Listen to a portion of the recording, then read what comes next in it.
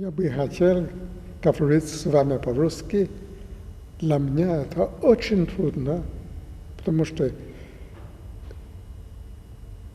я без практики. Я понимаю, но это первый раз, долго я не говорил ни слова по-русски, поэтому говорим по-английски. Отлично, спасибо вам Спасибо. большое.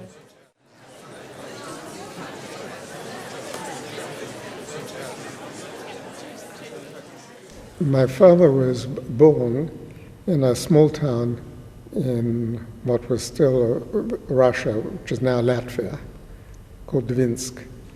He was born there, and he grew up in this little provincial town, but somebody interested in everything that was going on in the world and bursting to get out of this little closed provincial heavy weight of what it was at the time. And by the time he was 16, he had heard all the revolutionary talks and tracts and papers, and he became a revolutionary. And he entered secretly the Communist Party, and he gave speeches in public, which was so revolutionary that his parents, who had a shop there, were appalled because he made one flaming speech, and he said, we must take a knife and plunge it into the stomach of these fat bourgeois all around us. And as that was all the sort of family connections and friends, they were all appalled. But he continued, he was a true revolutionary, but of such conviction that he was invited to be a delegate from his area at the age of 16 to a big secret revolutionary conference in Moscow. He went to Moscow, and of course, it had already been denounced to the police, and so they were all arrested, including my father. 16-year-old boy in prison.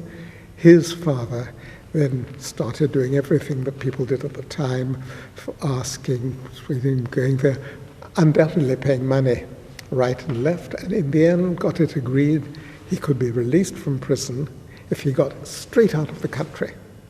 So he was taken to the frontier, and a beautiful girl of his age that he'd met by the bandstand at a seaside place near Riga at that time, at Cabin. He'd met her, they'd fallen in love, and she followed him. And they came straight here to Paris. And they went to the university here, to the Sorbonne, and my father was interested in becoming an electrical engineer. He studied electricity, and my mother wanted to become a doctor. But then my father discovered that there was a much better course in Liège. So he said, we go to Liège. They went to Liège, and my mother, to the disappointment of the rest of her life, discovered that there was no faculty for medicine there. So she became a chemist very brilliantly. He studied electricity, science, and she studied chemistry, science. And they were there at Liège University when the Germans, in 1914, they got married in Liège. They were there, and the Germans started advancing and advancing. So with many people, they moved away until they came to the coast, to Ostend, and the Germans still advanced, and there were boats leaving. So they got on the first boat, which took them to England. They got off of a boat, were lined up, and there were people writing down all the details. They came without passports or papers. They just wrote down the names of the people they were letting into the country. And my father, perhaps he spoke a bit, by then he spoke French, and they said, so tell us, what is your name? And he said, Brook. And they said, how do you write it? And he said, Brook, in the Russian way, B-R-Y-K. So the man writing, B-R-Y, Bryk? No, that's not possible. So my father said, no, B-R-Y in Russia, it's pronounced Brook. Oh, he said, Brook, of course, that's a good English name, B-R-O-O-K, that's your name. He went into England, he then worked for the war, worked in laboratories, a scientist, my mother also worked there, and they settled from then onwards in England. He became very deeply touched by the quality of English life and really wanted there. And he had a very true intuition although until he left Brussels, he remained a true revolutionary and who wrote for French, Belgian, and particularly Russian papers and Russian émigré papers, strong articles, political, Marxist articles on the current situation and on the world. When the 1914 war came to an end, and where normally it would be natural, along with all his friends, because there was a real Russian community then in London, to go home, he recognized that everything that he had stood for as a revolutionary was the opposite of Bolshevism. He was a Menshevik by nature, and he saw that Bolshevism was going to destroy the ideal of Marxism, destroy communism by its violence and its ferocity. So he said, not only I want to have nothing to do with Bolshevism, and so he stayed in England, eventually became naturalized and became an Englishman, but also he had the very true intuition, prophetic intuition, to say, I have 3 sisters. One sister is living in Riga, and this is now Latvia, and he kept in natural touch with her. The other sister had, at the same time, I think at the end of the war, had left with her husband, who was Polish. So I think that she'd moved to Poland, and then they left and came to settle where they were attracted, like so many Russians at the time, to Paris. He was a dentist, and they came and settled in Paris, and they had a son and a daughter, and the daughter very close to me until she died, Ina. And his favorite sister, I mean, he liked his sister, but he had that one, as in every family, special favorite, Fenya, remained in Moscow. And his immediate flair, his immediate intuition was that the moment the revolution was over and the war was over, he felt, I will do nothing to get in touch with her, although everything in his heart wanted to. But his intelligence said no. From now onwards, it will not be good for her to have a relative, and most of all, a brother abroad. So in fact, he never, from that on, neither by letter, he didn't even ask some traveler going to Russia or coming to Russia, just kiss my sister for me. He just thought even that could be used against her one day, and how right he was. He foresaw what would come about 15 years later. But he just, and for that reason, he never knew that she had a son, that the son was Valia, and that's how it is that when years later I went to Russia, I had no way of knowing that anybody of my own family would be there in Moscow. When I came to Moscow for the first time, when we did Hamlet at the MCHAT with Paul Schofield, I was told that this was the first time a company from England had come to play in Russia since, I think, Catherine the Great. And I had no idea whatsoever that I had any relatives in Moscow. So I had never heard of Valia. While I was there, the first thing I wanted to do, for me, the Russian theater, since I started working in the theater, was a legend. Stanislavski, the great Russian theater, was a legend, but of course I'd never seen anything. So the first thing I wanted to do was to see productions everywhere, to see what this Russian theater was that people told me about. So I went to see various productions, and I can now tell the truth. I was very disappointed, because at those days when we were beginning to look at a way of breaking out of the whole academic weight on the English theatre of the 19th century, and I, being young, was only interested in new ways and new forms, I found the Russian theatre not only very academic, but I found that even the plays themselves, and particularly classical plays like Shakespeare, were not only academic in our sense, but in the style of the opera. So I saw productions that were really like big, elaborate productions. And then I went to the Bolshoi Theatre and saw this same big academic tradition. And this was very surprising. Some of them marvelously well executed, but still no sense of that new life and vitality I expected to find. Then I was invited to see a play that I was told was a new production of Klopp, of Mayakovsky. I hadn't heard of the play. I went, not knowing what to expect. Suddenly, I saw a work that was so free, so dynamic, so extraordinary, and I must say, I had a secret impression, if I were working here, that's the way I would have liked to do it. It's extraordinary knowing the result. I had a certain affinity even with the style of staging. I go backstage, and there I met all the cast, including a charming lady who was in them, who was very, very warm and open to me, and I was told she was the wife. She was the actress, but also the wife of the director, Plutchik. We left. She said how sorry she was that her husband had had an engagement that night and he couldn't be there, and that was the end. The next morning, in the National Hotel where I was staying, the phone rings, and a man says to me, Peter Brook, yes, I want to ask you a few questions.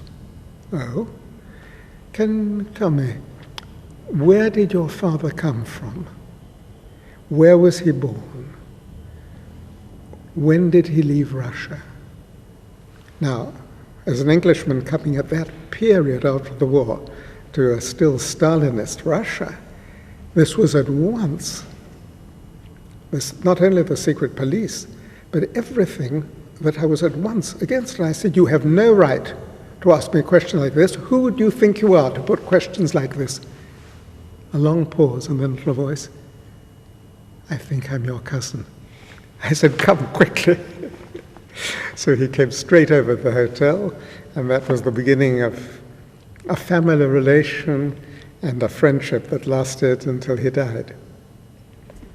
After this first meeting that was so exciting and so moving, of course, the next thing was to meet properly, as part of the family, Zena, his wife. I went to their apartment. We spent some time together.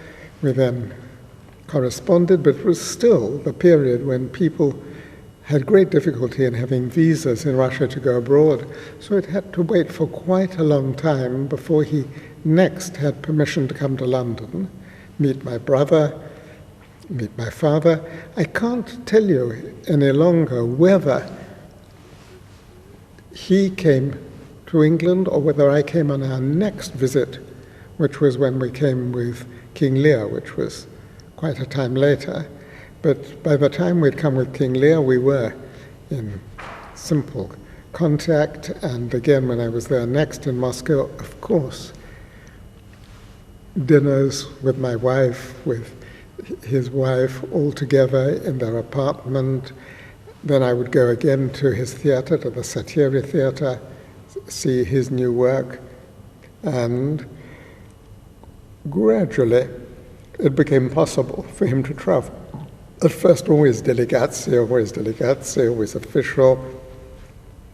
I remember him coming to London, being with all the others in a hotel, and then gradually they got freer. And then by the time that we did the Mahabharata, Mahabharata in X, he came to X. He could see the whole play. And then later, when we did Carmen, I remember him coming here to see Carmen, and we had 3 Carmens.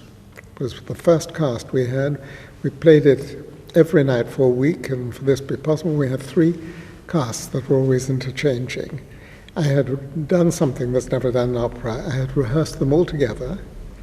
We had 3 first nights, and I made it a very strong principle that there was to be no hierarchic difference. There wasn't number one caste, A caste, B caste.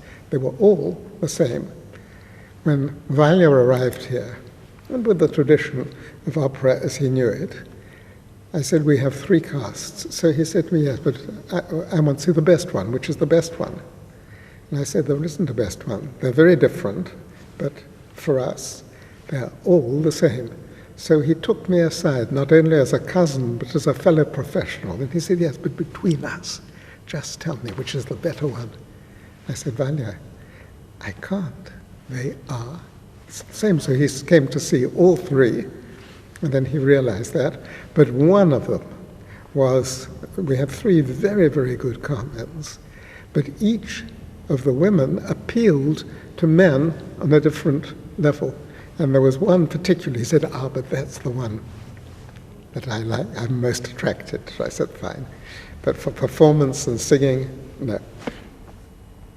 Later I could follow his work more closely. One of the productions that struck me most was The Suicide, because The Suicide, on every level, on one level, it was marvelously staged, and with freedom, a sense of a real ensemble who are really playing together with great openness, freedom of movement, natural freedom of staging. There was nothing fixed, rigid. No, it was all free. But the freedom was also reflected in the fact that it was, at that time, to me, I couldn't believe that he could have had the courage to introduce there from a major Moscow theater, not only The Bedbug, but then this play, The Suicide, which was so daring in its satirical approach to Russian society. And I always admired greatly the fact that he, having started with a figure who was already a damned figure tragically, which was Meyerhold, perhaps the greatest genius of mise-en-scène in the whole of present-day Europe up to today. The great genius was Meyerhold. Valya was deeply connected to him. He started with him as an actor, then became his assistant, was deeply touched by him, and carried on when he became the director of the Satiric Theatre, this heritage, not of an absolutely respected establishment figure like Stanislavski, who the whole of the Stalinist establishment respected. I mean, that was one man who was beyond reproach. But this dangerous figure whose qualities were so dynamic that, of course, it led to him being murdered. And that Valya could carry that heritage, go into the world of satire, and have come through it, was a tremendous tribute to his having the 2 qualities that every director has to have: a tremendous honesty, integrity, and a clear vision of the reality of life, and at the same time, a practical sense of how, which you have to do as a director every day with rehearsals, just how far to go, where you wait, where you see a possibility, where you're daring and where you're prudent, where you're cautious. And I so admired that his directing, the way he ran his theater, and his relation with the society, with Soviet society, all reflected that same quality. And so in that way, he was a very astonishing person as a man and as an individual. I speak bad Russian, but sufficient to be able to communicate with him. And as always, with a foreign language, one understands better than one speaks. I'm very often asked questions in many different contexts about theatre in general, the problems of the theatre, the future of the theatre. But I think both Valya and I, when we talked together, never talked in big general theory. We only talked about specific, practical, concrete things. I did an interview with him just on sound tape, which I still have kept very preciously, where I interviewed him just for myself and for ourselves here about his early experiences, particularly with Meyerhold.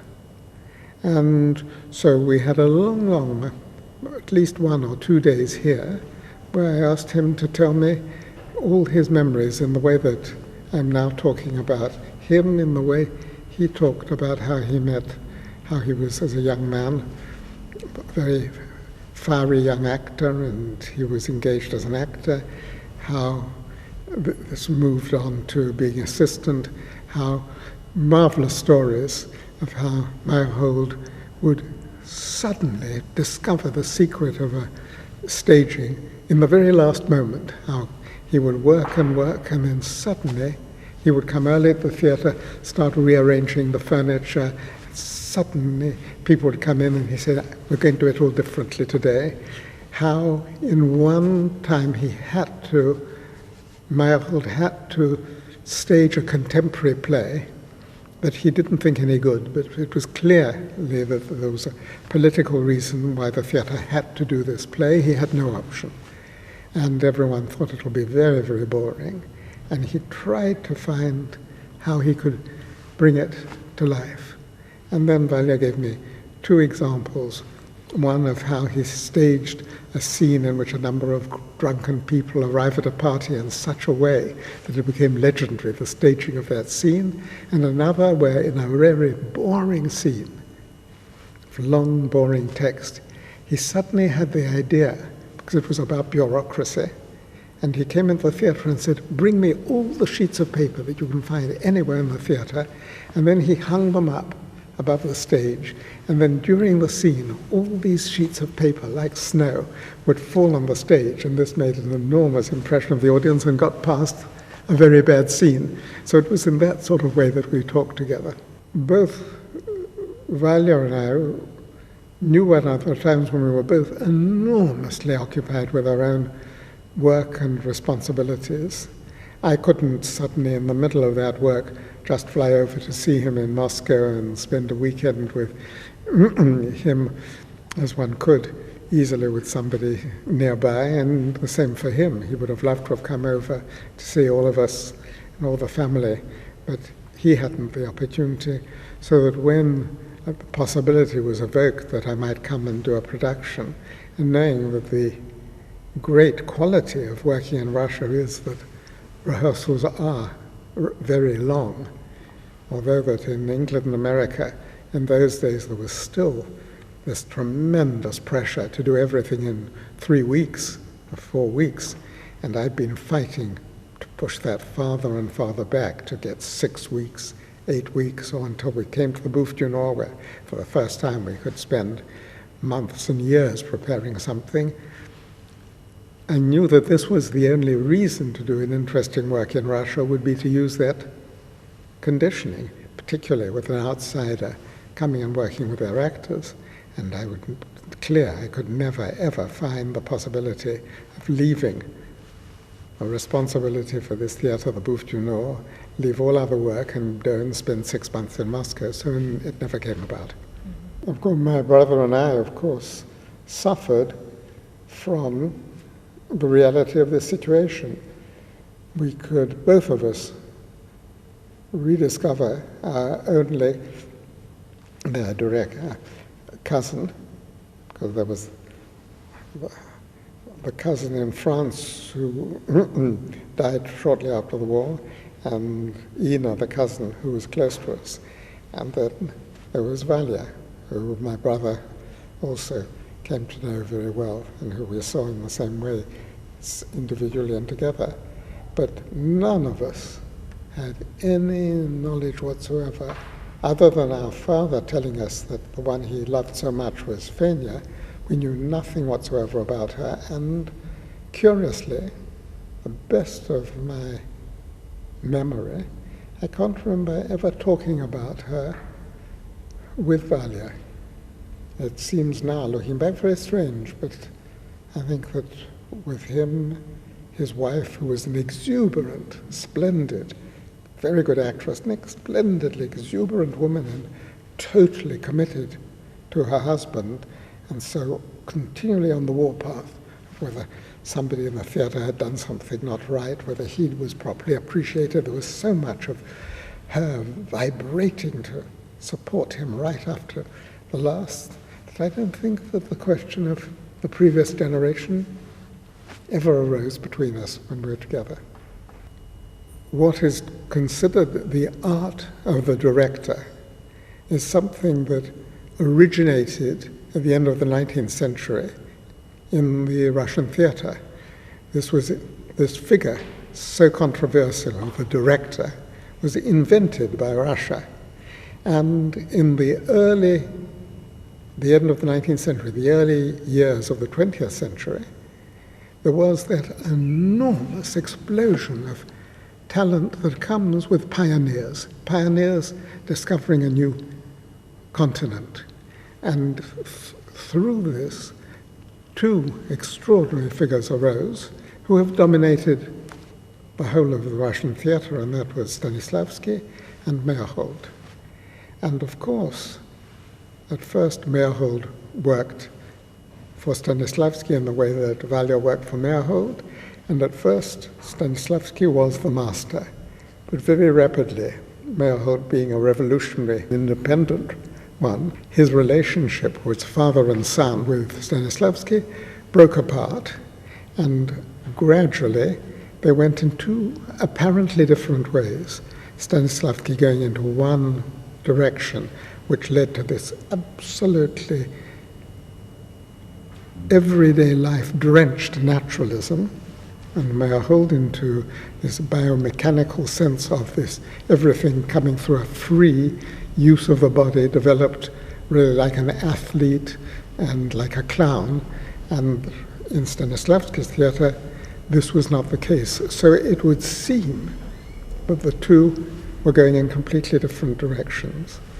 Many, many, many years ago, about the period that we're talking about, when I was first meeting with Valia, I was invited in Moscow. I was there with some play, I forget what. I was invited to give a big public talk about, I think it was a Stanislavski year, I can't remember the context, but anyway, it was to give a talk, and Meyerhold was still somebody that people hardly dared mention because he was so much in disgrace. And the whole theme I brought, which I could feel as I spoke, it was disturbing, shocking, and at the same time interesting people. So I said, these two men were not in opposition. They were both looking for the same thing. Both Stanislavski and Meyerhold wished to go through the forms of theatre to something beyond that, a higher quality that could give life and fresh meaning to every one of the forms. Stanislavski in one direction, because we can't, any of us, work in every direction at once, Meyerhold in the other, but in fact, the two of them were only looking for a certain thing that audiences and critics called magic, which is a very misleading word, but that something more than could be there, something invisible that gives a new freshness and a new immediate life to the visible. And it was very clear to me that both Stanislavski and Meyerhold could be united through the fact that their deepest search had nothing to do with the outward forms and what was discussed, naturalism against biomechanics. No. Two searchers for quality. And historically, although it suited so many people to create a division between them, that division never really existed. Meyerhold, who publicly, and in some polemics, had to attack productions of Stanislavski. Stanislavski, because of his position as the sort of father of the Russian theatre, had to take a distance from some of Meyerhold's experiments, but personally, the love and respect, the father and son relationship, never changed to the end. And when Meyerhold had his theatre closed by the authorities, and he after years and years when he was just building a brand new theater in Moscow, and suddenly he turned out completely, from day to night, a completely rejected man.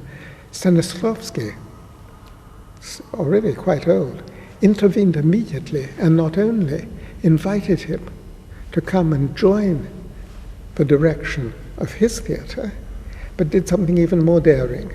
He said, I'm now running the opera studio, which was studio, but it was a very important thing, the opera studio, to make new experiments to improve the quality of performance within opera, and that was a very important new field to open.